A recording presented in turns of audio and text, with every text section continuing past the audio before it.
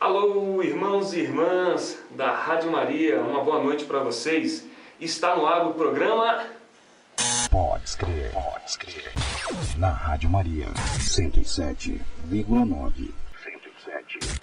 É isso aí, a gente vai estar ligadinho com vocês agora até as 8 horas, 8h11 por aí. Não sei se você sentiu a nossa falta nesse comecinho de noite de sábado, aqui nós tivemos um pequeno contratempo nos aparelhos sonoros aqui da rádio, mas estamos aí. Hoje, novamente aqui, nós vamos tratar sobre o tema que nós conversamos semana passada, que era aborto, e temos convidados especiais. Primeiramente, Ari, boa noite.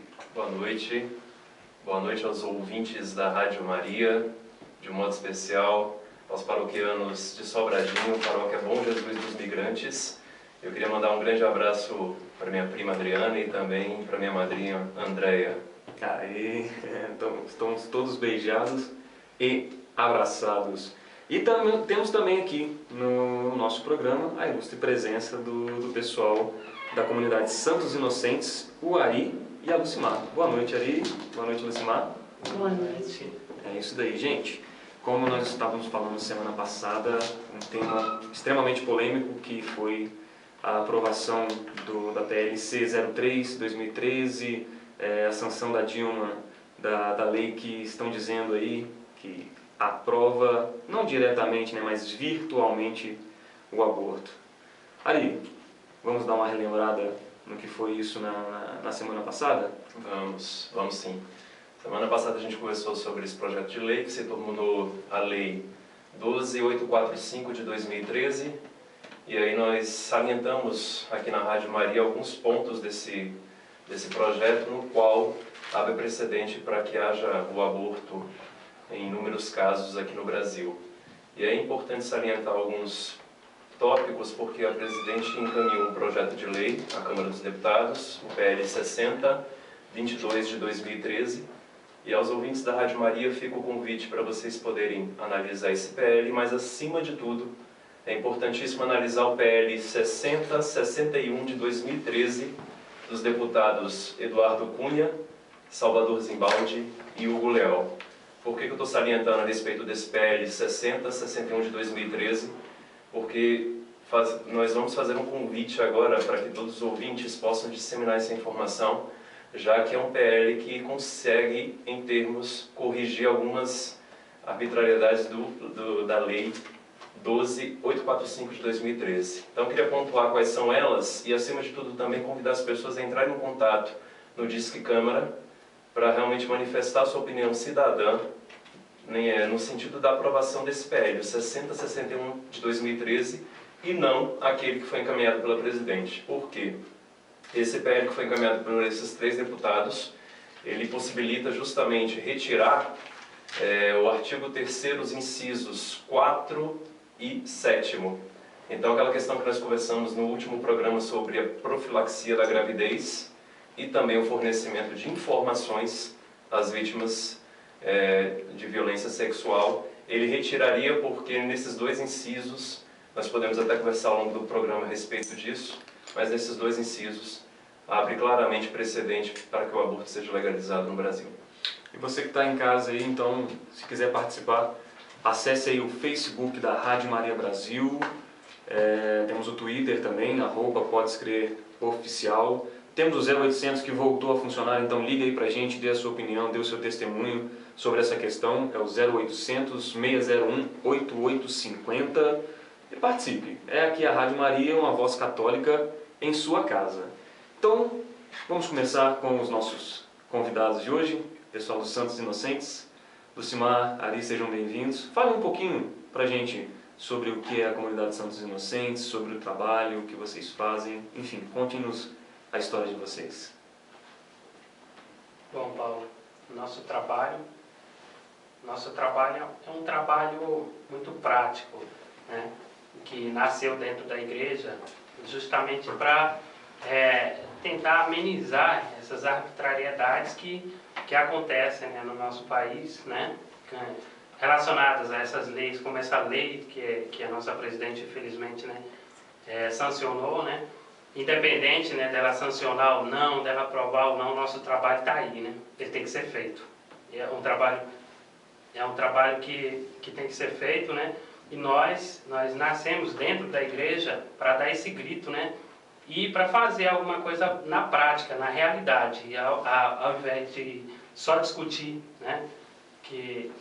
Nós sabemos que a discussão é importante, que tem que ser feita, né? Tem que ser debatida, mas enquanto se debate, se tem que fazer alguma coisa, né? E a comunidade Santos Inocentes nasceu com esse propósito, com essa vontade de Deus, né? Esse desejo de Deus que nasceu no coração da nossa fundadora, né? Que inclusive mandou um abraço para você, para o nosso amigo Ari, e pedir desculpa por não poder estar presente, porque nós estamos com outra missão, paralela a essa. Nós estamos com uma missão de arrecadação também, né? Hoje lá na Samambaia, inclusive mandar um abraço para os missionários, né? E para a nossa fundadora, os colaboradores que estão lá, né? Empenhados em arrecadar fundos, recursos para a comunidade, né? Então ela mandou um abraço e pediu desculpa por não estar presente. O nome dela, perdão? Tânia Regina. Tânia Regina. Um abraço, Tânia. Saiu aqui. Tá conseguindo ouvir direitinho? Tô. Ah, não, legal. Vocês estão presentes com essas atividades desde 2002, é 2002, isso? De 2002 para cá, quais são as atividades, quais são os projetos, os trabalhos de vocês e as dificuldades, né? Para quem estiver ouvindo puder nos ajudar também. Nossa, se nós pudéssemos editar cada dificuldade, nós passaríamos a noite aqui, né, em discussão.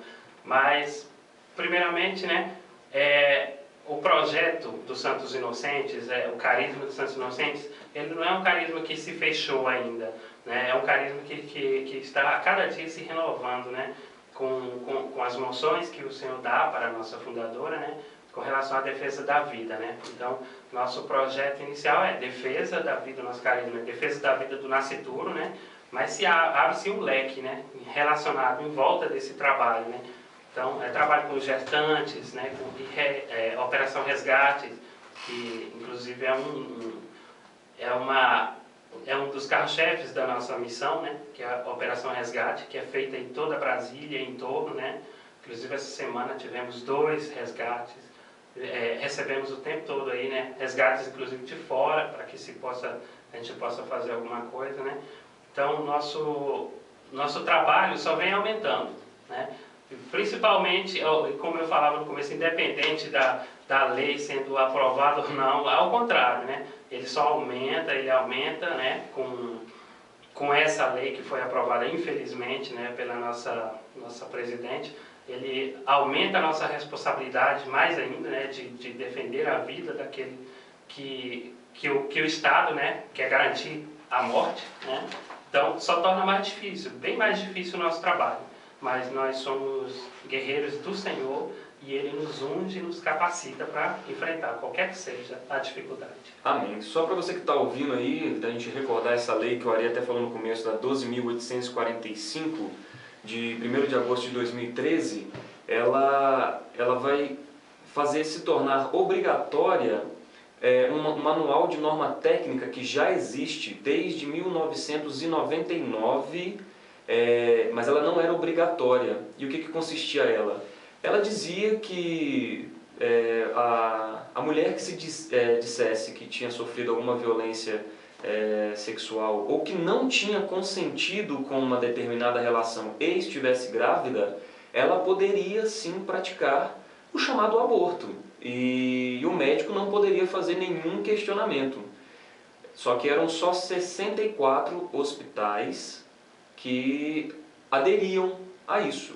E é engraçado como a gente às vezes não tem mesmo conhecimento, né? Não tem informação, porque se já existiam 64 hospitais que voluntariamente aderiam a isso, eram 64 hospitais que faziam um aborto.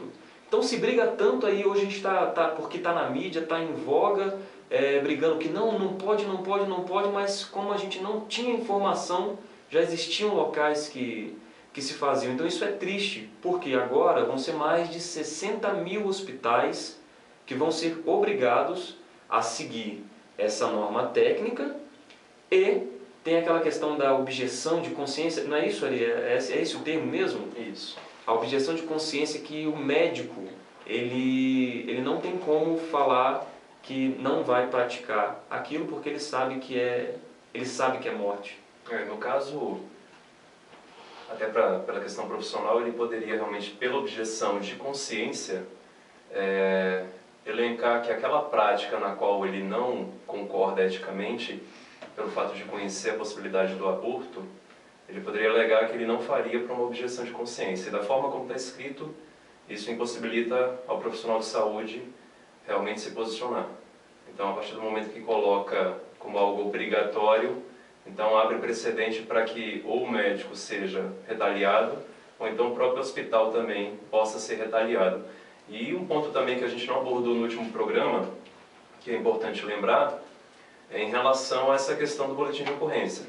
E alegam que retirar a obrigatoriedade do boletim de ocorrência se justifica justamente pela situação na qual as mulheres muitas vezes são submetidas numa delegacia de polícia.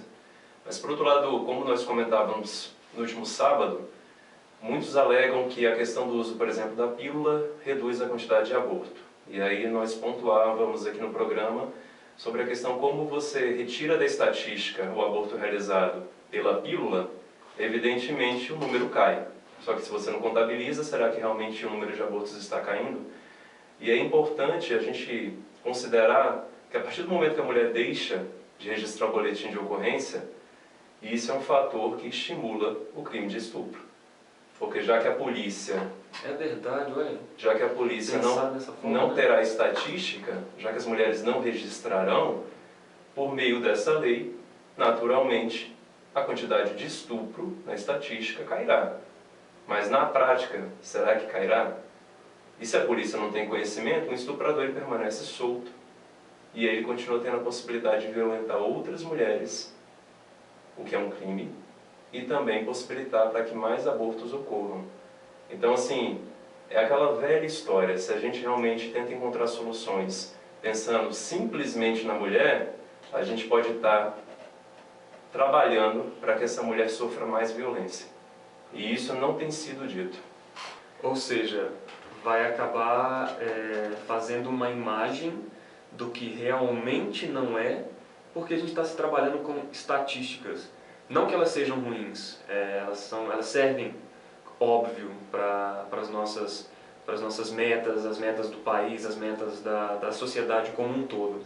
Mas algumas coisas podem, e vamos torcer para que não, mas podem ser mascaradas, podem ser camufladas, maquiadas para dizer, não, o Brasil terminou, acabou o aborto. Olha, vocês aí que não queriam tanto o aborto por conta disso e disso, daquilo, não está tendo mais, não está tendo por conta, olha as estatísticas aí.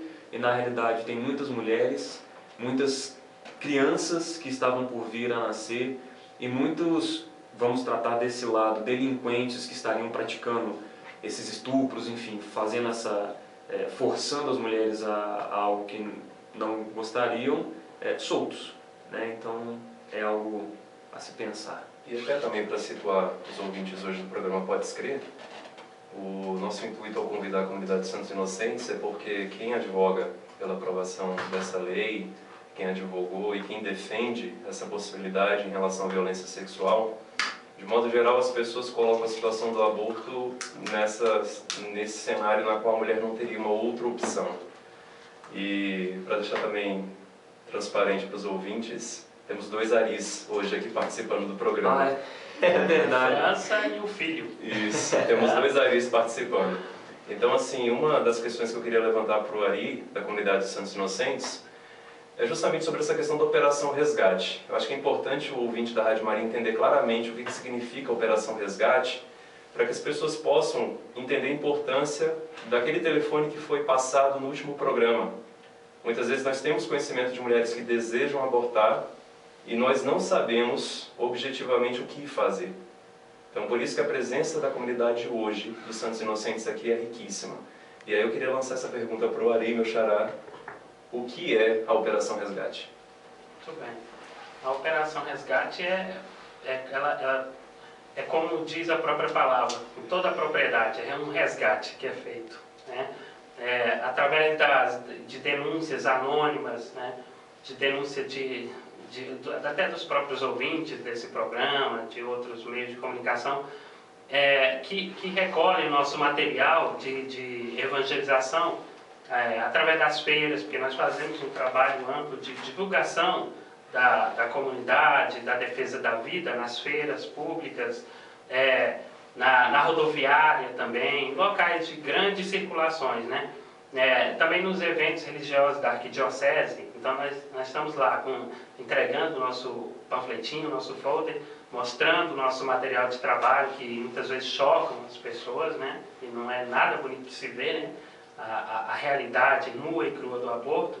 E as pessoas pegam, a gente insiste que elas peguem os papeizinhos e guardem na gaveta, ou andem com ele na bolsa, que se souberem, né, de algum caso, algum vizinho.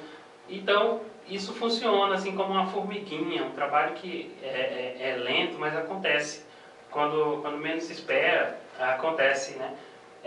Um vizinho, uma vizinha, uma colega de trabalho, as pessoas ligam até no nosso número e não precisa se identificar, né? Não precisa se identificar, só basta dar o endereço, o nome da pessoa, alguns dados para que a gente possa abordar o assunto sem ser tão invasivos, né?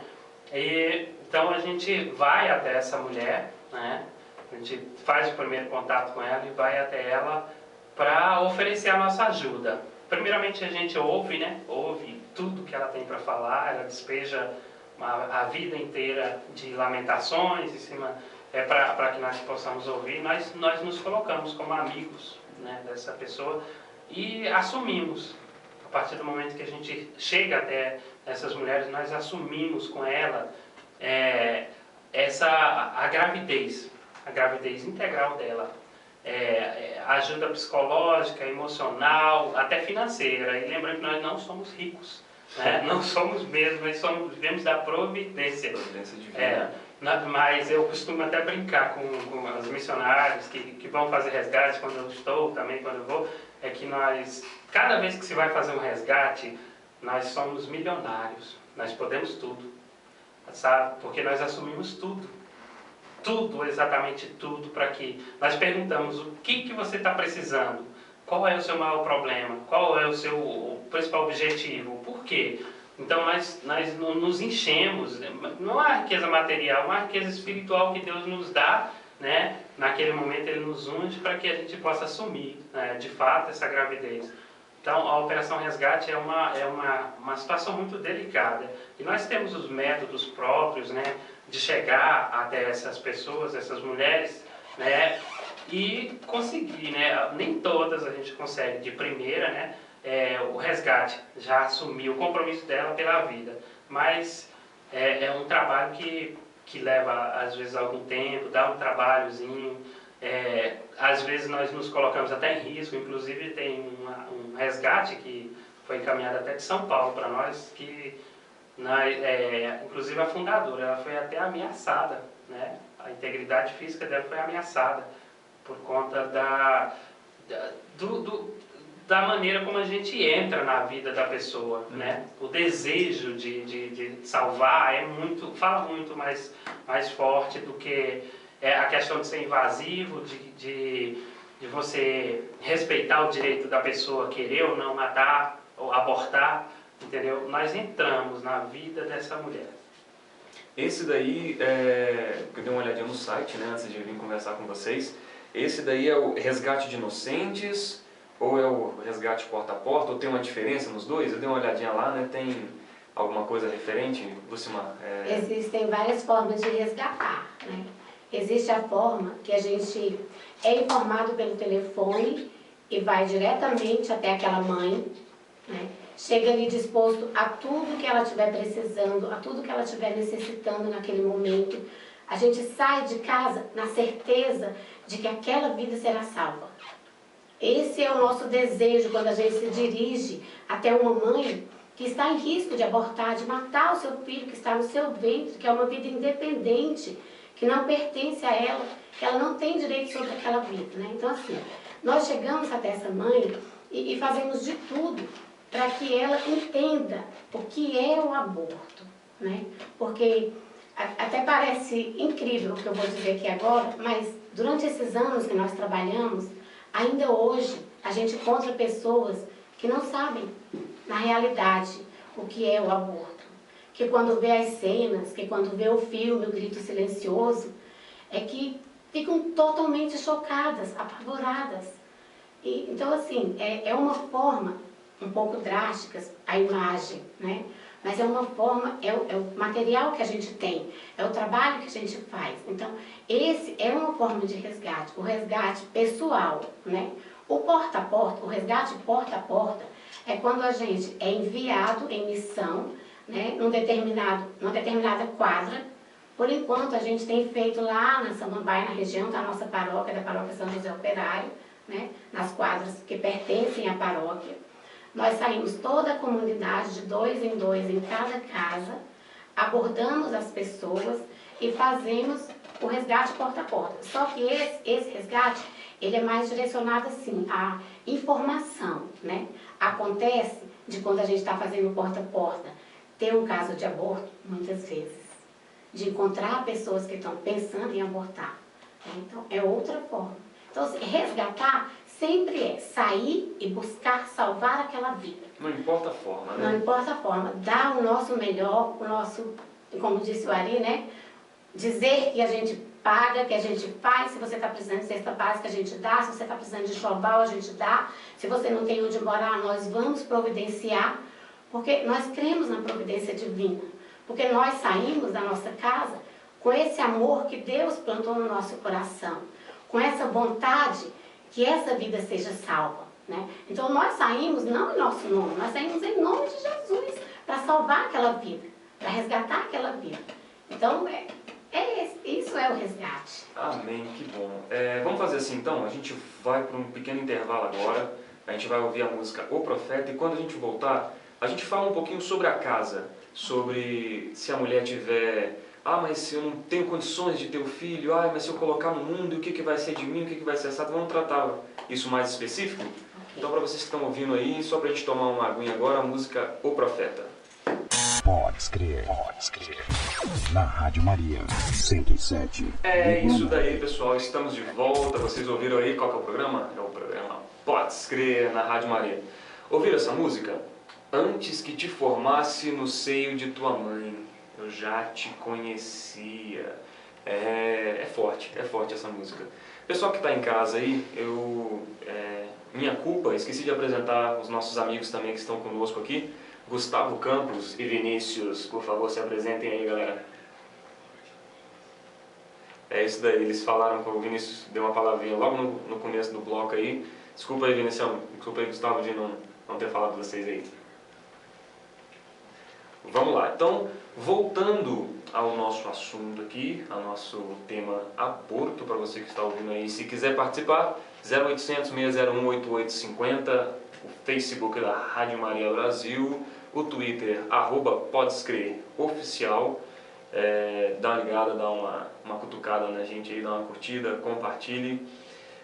A Lucimar tinha comentado sobre o grito silencioso, não foi isso, Lucimar? Foi. Ari Ferreira, nós temos que tomar cuidado que temos dois Aris aqui. França e o Ferreira. O França e... Nossa, e com F ainda, meu Deus do céu. O França e o Ferreira. Ari Ferreira, fala um pouquinho da gente aí, dá uma explanada para quem está nos ouvindo sobre esse filme.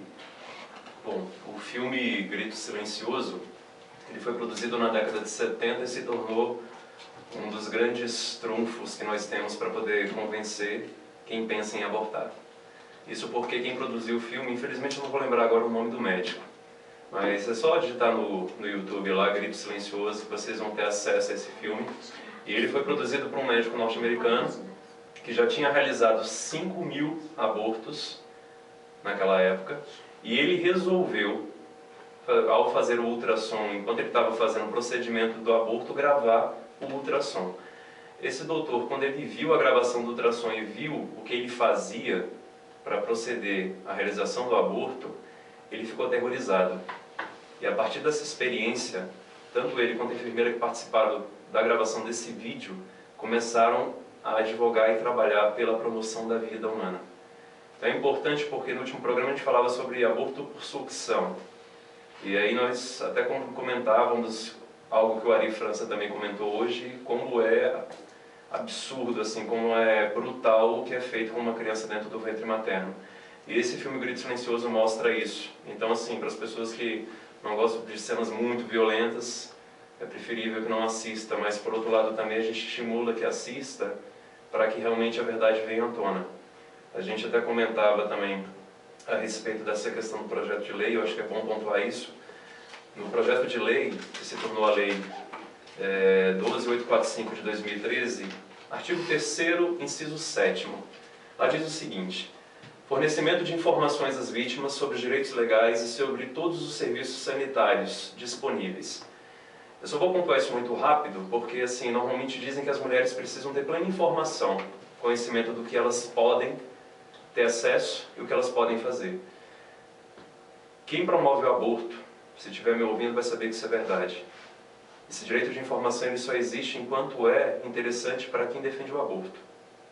A partir do momento que você entra na seara que você pode mostrar para a mulher o que é o aborto, como o Ari comentava antes, isso não é mostrado. As pessoas não mostram porque falam justamente isso, é muito violento. Mas se a gente for direto ao ponto mesmo, sendo bem objetivo, não mostram porque para você defender o aborto você precisa mentir. A gente tem um testemunho, uma experiência lá no Rio de Janeiro de uma criança que foi violentada com 12 anos.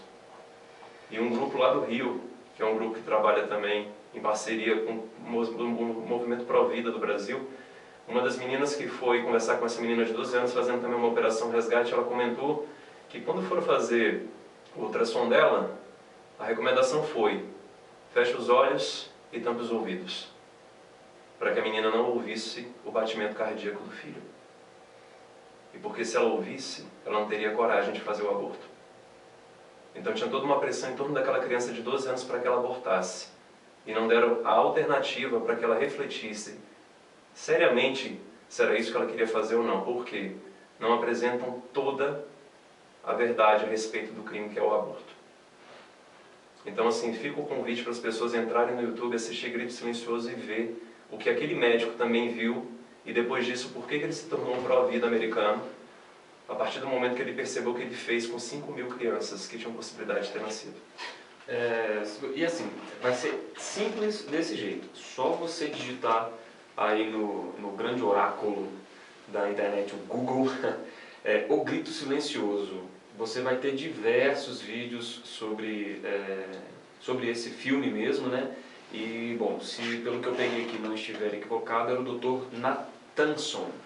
É um ex-abortista, né? Até mesmo a descrição fala que era um famoso médico ex-abortista norte-americano. Então, para você, foi como disse o Ari Ferreira, né? Se tem um estômago fraco ou se não gosta de cenas fortes, mesmo que não tenha um estômago fraco, acho que é melhor não assistir, né, Ari? E pontuar o reconhecimento. Ele fez 5.000 abortos, mas graças a Deus ele teve a consciência daquilo que ele fazia, se tornou um dos maiores pró-vidas do mundo e teve a possibilidade de salvar muitas crianças desse crime abominável que é o aborto. Ok, vamos voltar aqui então ao pessoal do Santos Inocentes.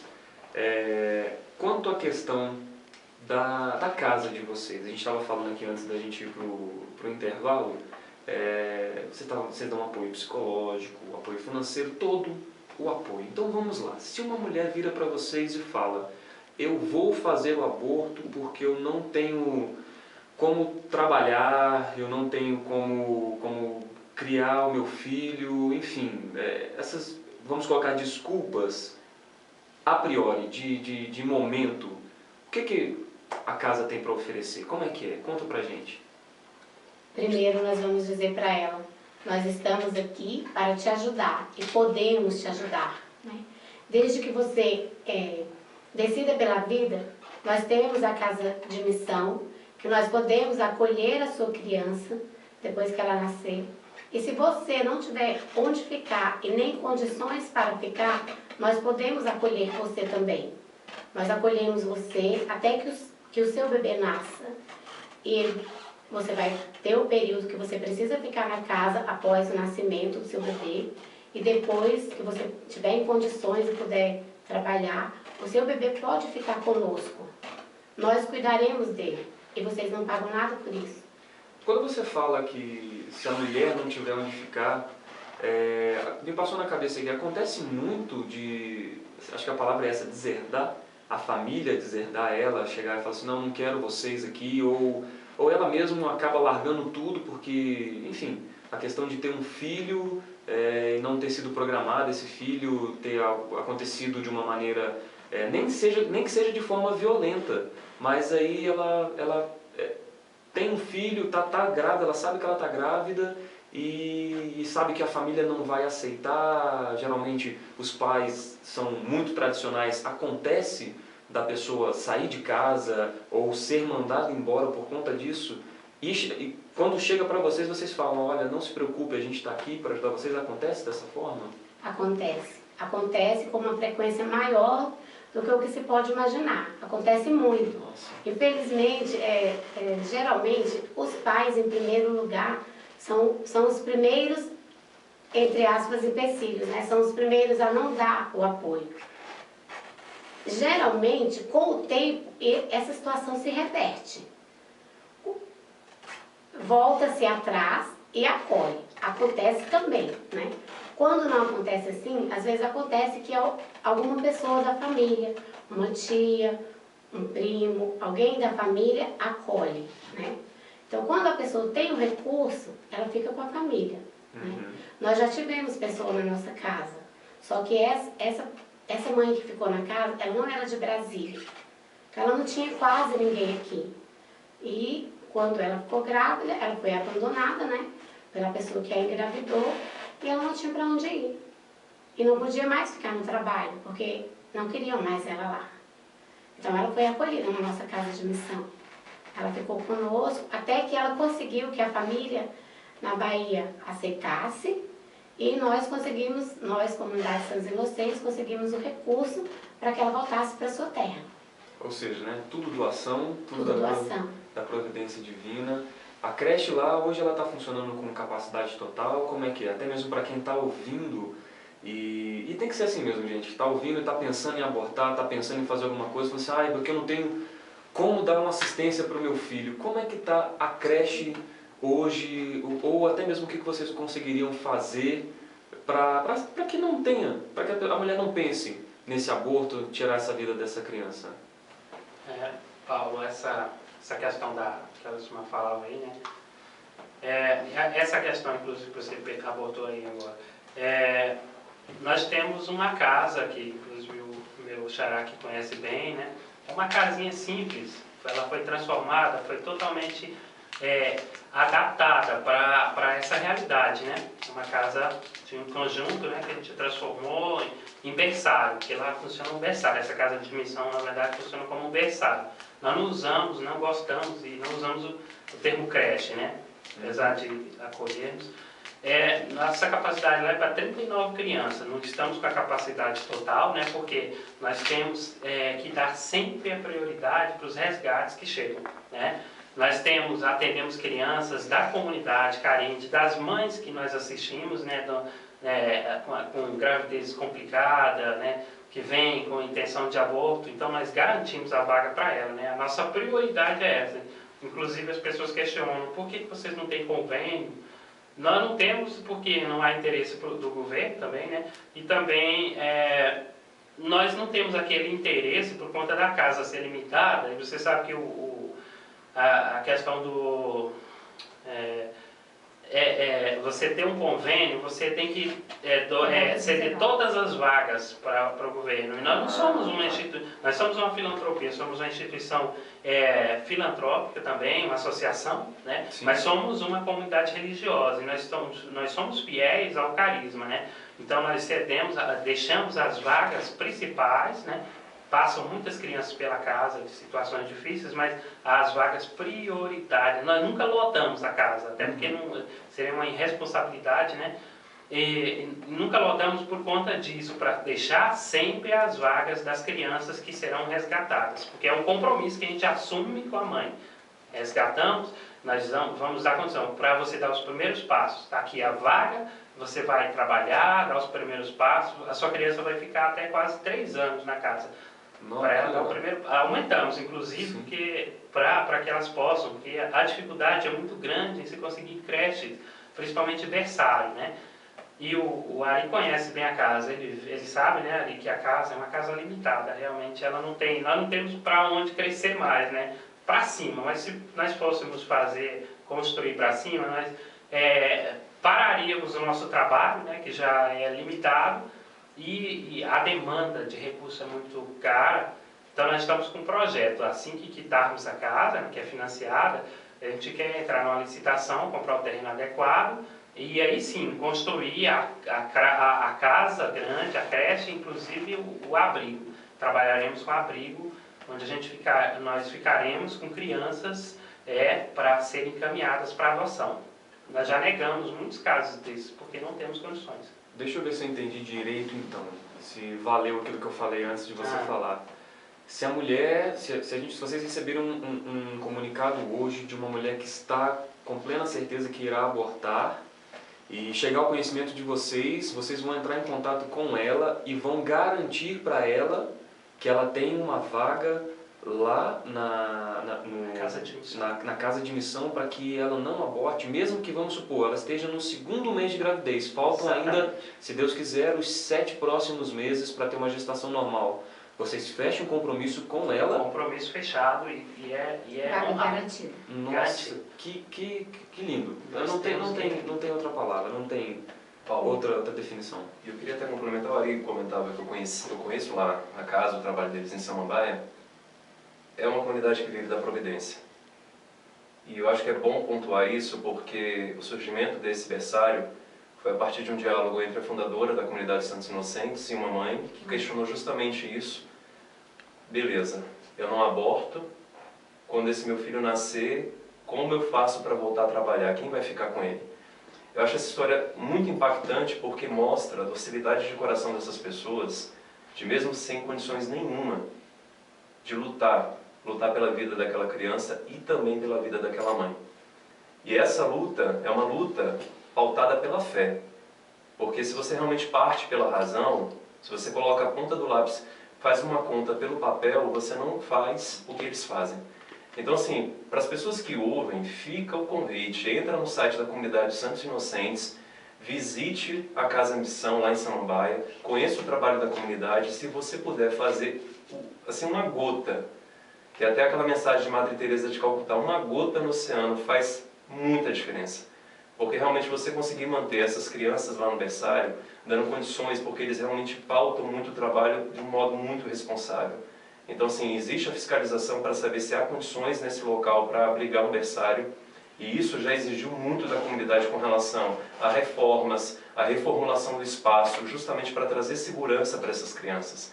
Então, assim, a coragem da comunidade de realmente assumir essa responsabilidade, porque eu acho que tem um ponto na fala do Ari que é fundamental. Não existe apoio do governo. E eu acho que isso tem que ficar na cabeça de todos que estão ouvindo esse programa hoje, porque se não tem apoio do governo, evidentemente a mulher não tem outra escolha senão abortar. Agora, se tivesse um pouco de vontade política para realmente criar centros de apoio e acompanhamento de gestantes em situação de risco, a gente teria a possibilidade de resguardar a vida da mãe e também resguardar a vida da criança. Então o trabalho dos Santos Inocentes comprova isso, que por meio da coragem, na providência divina, nessa fé de acreditar piamente que Deus abre portas, como eu tenho realizado na vida dos voluntários da comunidade, a gente tem possibilidade sim de salvar muitas crianças. Eu queria até levantar 2 perguntas para eles, em relação a um trabalho de mais de 10 anos. Quantas vidas vocês já conseguiram contabilizar que já foram salvas? E também, se alguém estiver nos escutando, perguntar, puxa, mas essa Operação Resgate está focada só na criança. Isso é verdade? Então vamos fazer assim, o nosso programa já está terminando. Vocês podem responder a pergunta do Ari França, do Simar, podem responder.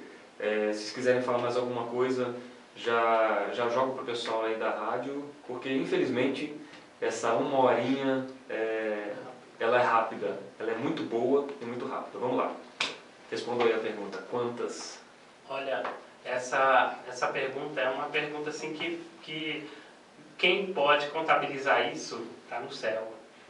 Só o céu. Eu só posso te dizer que são muitas crianças, né? Nós já, por esses 10 anos, nós temos assim mais ou menos uma estatística assim entre 300 e 350 crianças, assim, porque nós não fazemos estatística, não julgamos isso importante, entendeu? Nós não colocamos isso como ponto primordial do nosso trabalho. Então nós temos assim uma estatística por baixo, né? Entre 300 e 350 crianças que foram salvas, assim, que a gente conhece, que nós trabalhamos, mas número exato nós não podemos dar. Essa contabilidade está no céu, né? E a outra pergunta é sobre A Operação Resgate, se ela se restringe apenas às crianças? crianças? Não restringe apenas as crianças, as mães principalmente, né? Porque a partir do momento que a gente conscientiza uma mãe de que o aborto traz consequências gravíssimas para a vida dela, além de físicas, psicológicas, emocionais, nós trabalhamos a questão espiritual também, né? Trabalhamos a questão espiritual, encaminhando essa mulher para os sacramentos da confissão, para que ela possa se reconciliar com Deus, porque nós que trabalhamos diretamente com essas mulheres, com essas realidades duras, nós conhecemos nós enxergamos a alma no olhar. E eu digo para os irmãos aqui que uma mulher que comete um aborto, ela tem uma alma triste, uma alma profundamente triste, entristecida. E esse trabalho essa operação, ela não se restringe apenas à criança. Nós trabalhamos com ela na questão emocional e espiritual para que ela possa levantar, né, a autoestima dela, possa se... Nós pregamos muito, falamos muito do amor de Deus para a vida dela, né, e que Deus perdoa, né. Aí a partir daquele momento, inclusive tem pessoas, nós temos casos de mulheres que trabalham conosco voluntariamente, né, e outras que são anônimas, resgatadas através da Operação Resgate, né, na questão da conscientização, depois que elas cometem, às vezes por falta de conhecimento ou de apoio, e nós trabalhamos em cima disso também, né, a questão espiritual, ela é trabalhada, a dignidade da mulher, ela é muito enaltecida na comunidade, né. Nós não trabalhamos simplesmente com a criança, né, porque a criança, ela passa a ser amada. Inclusive a gente, quando encontra uma mãe dessa que queria abortar com essa criança, quando a gente vê alguns casos que a gente tem, outras que a gente não tem contato, a primeira coisa que elas fazem é apagar da memória delas a questão de que elas tentaram abortar, elas se envergonham, elas não gostam de falar e nem manter contato, algumas não gostam, e a gente respeita, é regra, né? Respeitar. Mas a gente vê ou sabe que elas têm os filhos e elas falam pra gente, né, que essa criança mudou a vida delas. É um testemunho belíssimo. Que legal. Então, gente, infelizmente o nosso programa está acabando. Vocês têm mais algum recado para passar? Então vamos, pode. Eu gostaria de enfatizar aqui um pouco sobre o que o Eric falou, a questão da pergunta sobre o número. O número, ele sempre será incontável. Por quê? Nos trabalhos como, por exemplo, no Rebanhão, no Bem Louvar, que a gente fica ali todos os dias no Rebanhão, de manhã até o final do dia, né, com os nossos folders, as nossas informações, abordando todas aquelas pessoas. Todos os anos passam pessoas por lá e nos dizem, olha, sabe que o ano passado, quando vocês estavam aqui fazendo aquele trabalho, tá vendo essa criança aqui?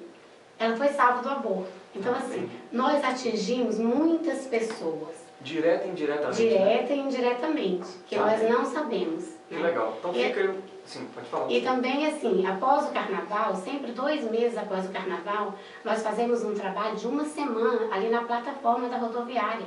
Ali passam muitas pessoas, são incontáveis o número de pessoas que passam ali. E nós abordamos as pessoas com as imagens, falando diga não ao aborto, diga sim à vida, não mate seu filho. E também lá a gente tem relatos, né? E sabemos que chegamos ao coração de muitas pessoas.